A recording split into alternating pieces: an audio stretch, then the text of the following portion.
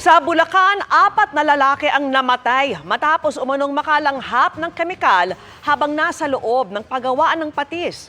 3 sa kanila, tutulong lang sana sa trabahador na nakitang walang malay. Nakatutok si Jomer Apresto. Bangkay na ng datna ng mga otoridad ang 4 na trabahador na ito sa pagawaan ng patis sa Barangay Panghulo o Bando, Bulacan.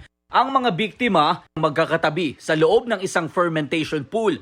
Ayon sa pulisya, pinaglinis ng may-ari ang isa sa mga biktima. Pero nagulat na lamang daw ang isa sa mga trabahador nang makita na wala ng malay ang biktima habang nasa ilalim ng fermentation pool. Humingi siya ng tulong, sir, sa mga kasama niya doon na nagtatrabaho. Pagkatapos, 3 kagad yung tumulong na iahon yung doon. Hanggang sa hindi na rin sila nakaahon, sir. Posibleng suffocation daw ang ikinamatay ng 4 na biktima matapos makalanghap ng kemikal mula sa loob. Nung tinatry na i-retrieve ng BFP, pati rin sila, hindi sila makatagal din dun sa loob. Hanggang sa ginamitan na sila ng breathing aparato para makababa doon sa ilalim. 2 sa mga namatay ay mga caretaker ng compound habang ang 2 naman ay mga construction worker umano sa katabing gym.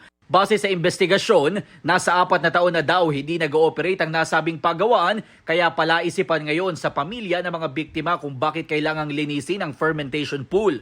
Ito yung gate ng compound ng pabrika ng patis kung saan namatay ang 4 na trabahador matapos umanong masuffocate sa isa sa mga fermentation pool. Mula sa gate na yan hanggang dito sa nilalakaran ko ay amoy na amoy pa rin ang masangsang na amoy.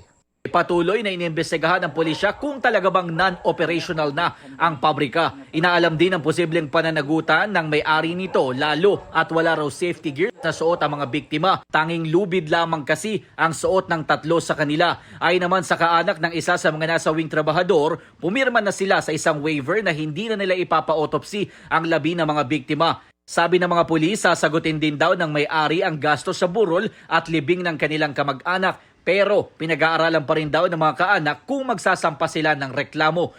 Depende naman po kasi kung magkakaayos kami, kung tama naman po yung ibibigay nila sa amin, kung sapat naman po ba. Titignan pa po namin sa pag-uusapan kasi mag-uusap pa naman daw po kami.